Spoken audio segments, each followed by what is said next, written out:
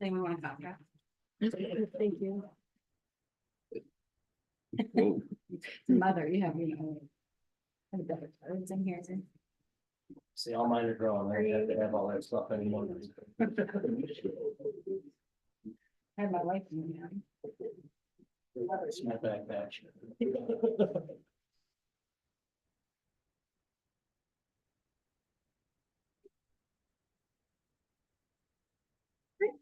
Councilmember Porter, if you're ready to call this meeting to order, All right, the recording is ready. call the meeting to order for an employees committee meeting, November 18th, it's Monday, 2024. Would you like me to take Take the a roll roll? call, yeah. Alrighty, Chair Porter, Present. Councilmember Dundon, Present. Councilmember Costi is absent. Councilmember Kavanaugh, you're here as an ex officio member, and then we also have Mayor Cram, Corporation Council Bergman, and Comptroller Sheeter, excuse me, Comptroller Robinson with us, so sorry. Came right up. No idea. Say that. Got into a groove. So we're here to discuss the ordinance 24-99, ordinance to amend the 2024 contingency budget. Any discussion, anybody start off?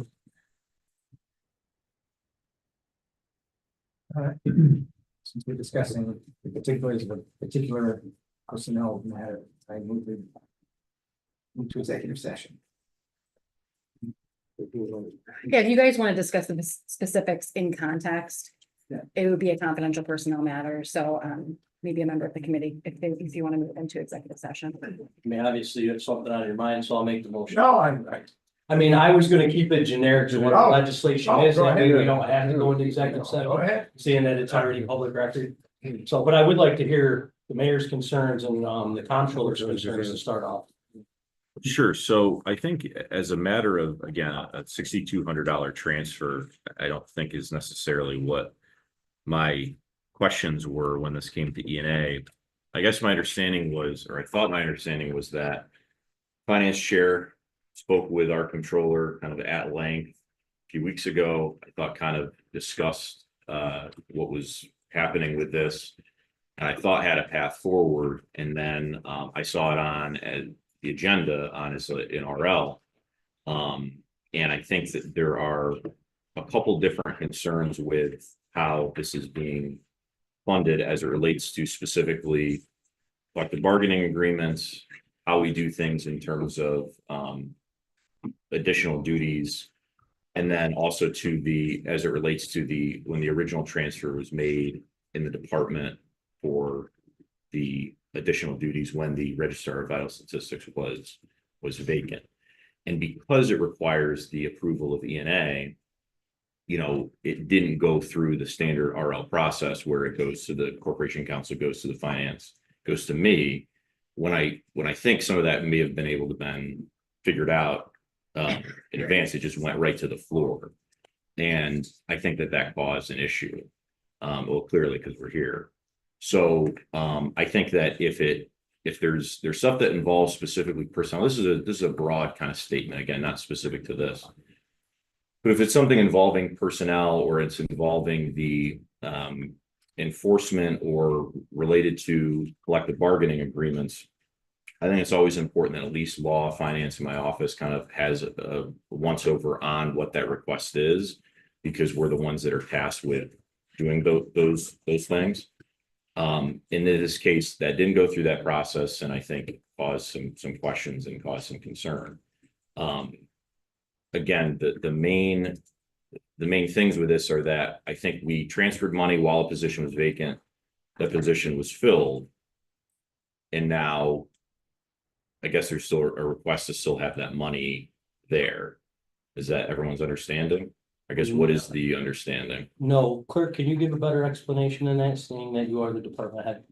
Right, so the money was transferred in between salary lines to account for the responsibility adjustments prior to it being filled. That money was estimated through the end of the year because we couldn't expect exactly when the position would be filled at the time. The position then was filled, and we were advised by the comptroller that there wasn't money in the budget line remaining for us to pay out the regular salary amount after that position was filled. However, both of the people that are in the office supporting that position are still doing extra duties, so that accounts for the responsibility adjustment that they're doing, covering the onboarding of this person. So, And this was the discussion, Chuck, that you had with the finance chair about this thing, and you guys, I thought, came to some sort of understanding. Well, so it's a question of approach to the whole issue, and there's originally 2 employees involved with responsibility adjustments and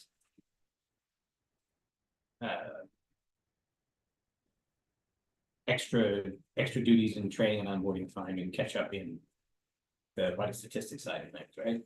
So one of those is resolved. The other one is ongoing. What personnel department recommended was a responsibility adjustment of a certain amount.